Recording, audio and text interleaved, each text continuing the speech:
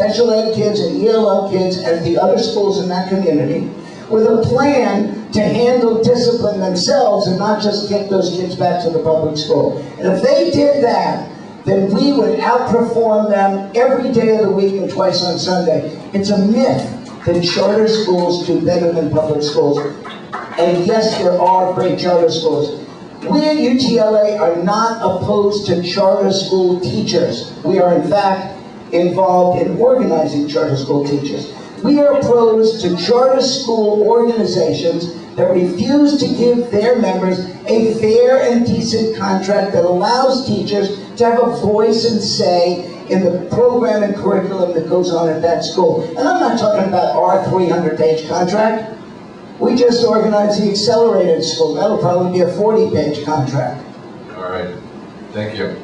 Wish you would be a little bit more passionate about these things. Yeah, we'll work on that. I told you that we have a very smart group here, and it was brought up to my attention the question that I asked, follow through about the questions about the teachers being fired. LAUSD fires approximately 21 teachers per year. Out of 300,000 teachers in LA Unified, 80%, fires approximately 21 teachers a year. 80% of those fired for non-performance. Less than 1 per 1,000 are fired per year. By comparison, San Diego fires 2 per 1,000 and Long Beach fires 6 per 1,000. Just a... Well, if you believe LAUSD statistics, and remember, this is a district that brought in better BTS, their payroll system, that screwed employees up for a year and a half. And that's their whole data system, so who can believe that? We're in protracted negotiations now because we can't get the financial data that we're asking for so we can make reasonable assumptions as to what kind of money is there. So I don't believe those statistics. And remember, it's not just who's fired, it's how many people are canceled out. I'm in favor of increasing the probationary period from 2 years to 4 years. I'm in favor of changing how we evaluate teachers, but we've got to retrain administrators to be good evaluators, and we have to take the enormous amount of paperwork off the desks of administrators so they can go in classrooms and do the job they're supposed to do, which is to help teachers who are struggling in the classroom. If they're not doing the job, you write them up. In probation, if you write up a teacher, you don't need anything else. You can get rid of them at the end of 2 years or at the end of 1 year. So we have to focus on that. Okay. Carol Fettner asks, is the union still lobbying to eliminate the Social Security offset provision? Why hasn't more progress been made considering how many people are negatively impacted by this unfair legislation? Yes, we are still lobbying, and the reason it's not getting by is money. Federal government doesn't want to give it up. Doesn't matter whether there's a Republican majority or a Democratic majority. We just can't seem to get it done. And I'm not going to stand here and tell you it's going to happen. I have no idea. And it is a travesty. Okay. It is. Brianna Kagan asks, how do we get rid of the carve-outs exemptions, the seniority protection for the teachers in LAUSD? Well, if you believe that seniority is bad, and I think I've made a rather good case for the fact that seniority actually works in elementary school, then why would you want to get rid of seniority? Again, we're willing, and I am willing to sit down with the district and anyone else to talk about seniority.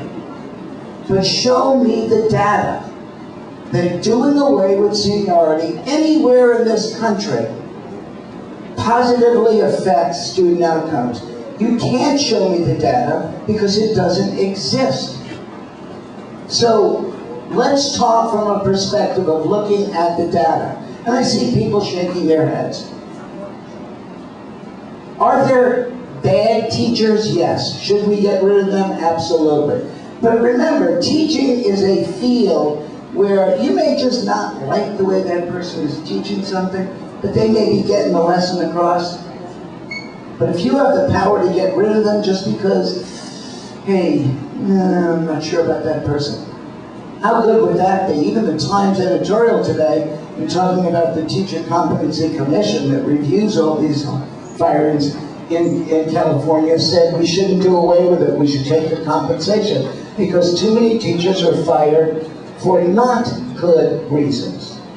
Okay, that kind of leads to what you brought up about the video and what you just talked about. This is from Bruce Darien or Darren. I can't read the last name. Darien. Thank you.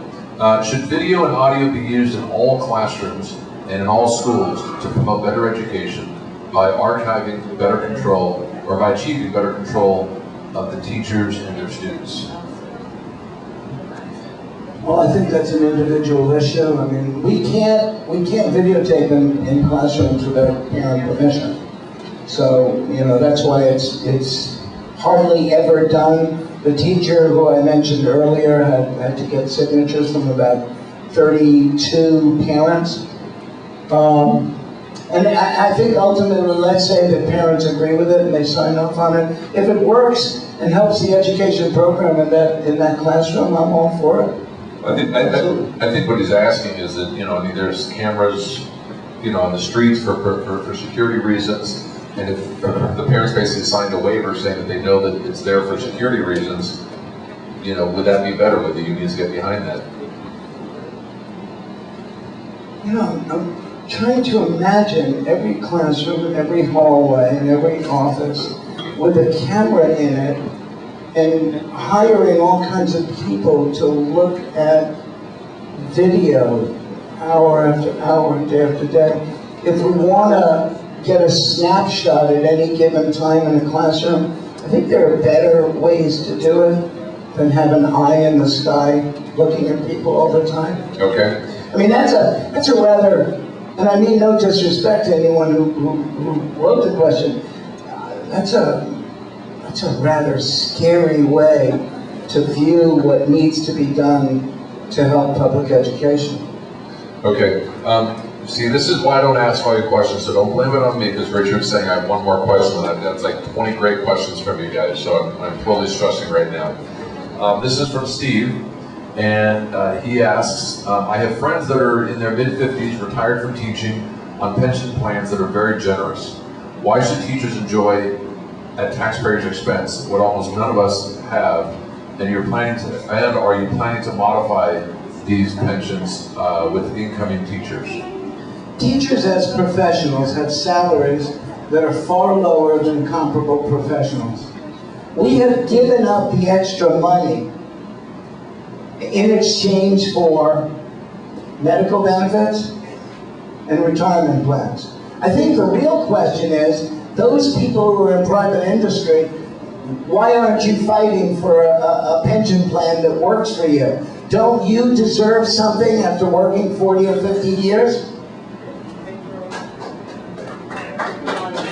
Okay, Richard. Jules, Duffy, come on over here. We need your help. The rest of you who I didn't get to the questions, please stay afterwards and he'll answer them one-on-one. He said he'll stay until 12 o'clock at night if he has to. Okay, Mr. Duffy. We're going to give out a raffle for a up to a $60 lunch for two at Mistral. Nice lunch. When we're finished, and then we'll talk about how you're going to get that. Okay. Okay, so thank you. Mr. Duffy, I want to thank you very much for coming to the meeting. I've got a limited edition hat that I'd like you to try. And doesn't exactly go. Yes, it does. Yes, it does. Looks perfect. okay, now we're going to give you a balloon to take home because you're not wearing green. With that, Here we go. Let's go. with that, we want to thank A.J. Duffy. Please come up and speak to him personally with your questions. We thank everyone for being here. See you third Wednesday of next month. And please clean up your spots, otherwise Jules will be here till midnight. We got me and